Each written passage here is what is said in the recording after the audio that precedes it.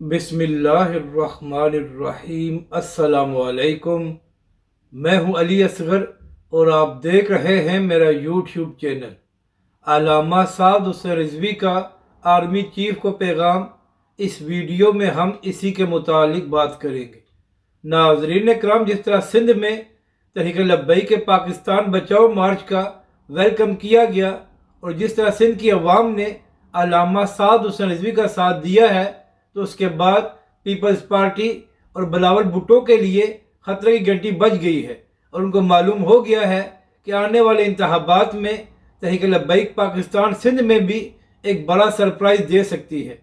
और नाज़रीन कराम, अब पिछले 4 दिनों से तहरीक लब्बैक का पाकिस्तान बचाओ मार्च पंजाब में मौजूद है। और नाज़रीन कराम, पंजाब में तो अल्लामा साद हुसैन रिजवी और तहरीक लब्बैक के पाकिस्तान बचाओ मार्च का तारीखी इस्तकबाल किया जा रहा है। और जिस तरह मुल्तान में अल्लामा साद हुसैन रिजवी का वेलकम किया गया है, तो उसके बाद बड़े बड़ों के होश ठिकाने आ गए हैं और उनको मालूम हो गया है कि पंजाब की अवाम अल्लामा साद हुसैन रिजवी के साथ है।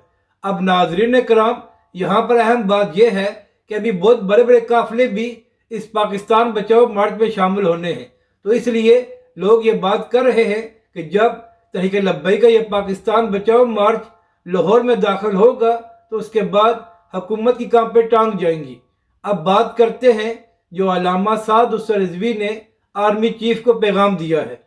तो नाजरीन कराम, कल तहरीक लब्बैक के सरबरा अल्लामा साद हुसैन रिजवी से ये सवाल किया गया कि जिन PTI के लोगों ने फौजी तनसीबात पर हमले किए हैं, तो क्या उनके खिलाफ कार्रवाई होनी चाहिए। तो नाजरीन कराम, इसका जवाब देते हुए अल्लामा साद हुसैन रिजवी ने कहा कि जिन लोगों ने हमले किए हैं या जिन लोगों ने इसकी प्लानिंग की थी, उनके खिलाफ कार्रवाई होनी चाहिए। इसके बाद तहरीक लब्बैक के सरबराह ने आर्मी चीफ और दीगर तमाम लोगों को ये पैगाम देते हुए कहा कि जो कौम के बच्चे गिरफ्तार हैं या उनसे गलती हो गई है, उनको माफ़ कर देना चाहिए। मगर जिन PTI के रहनुमाओं ने ये सारी प्लानिंग की थी और कौम के बच्चों को गुमराह किया था, उनके खिलाफ कार्रवाई होनी चाहिए।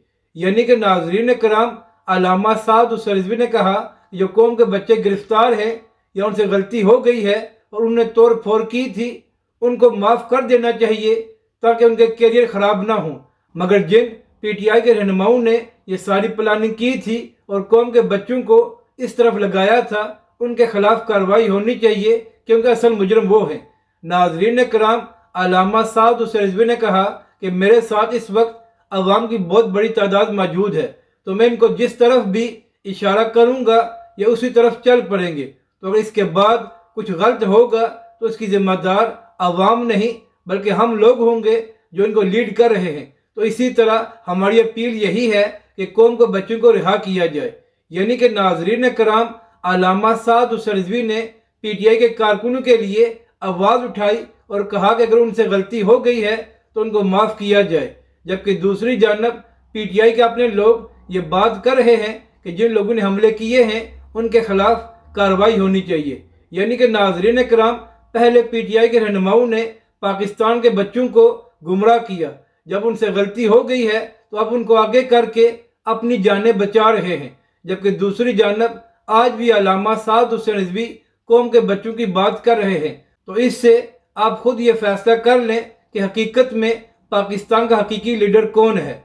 अपनी राय का ज़रूर इजहार करें कि आपको ये वीडियो कैसी लगी और हमारे इस चैनल को भी सब्सक्राइब करें।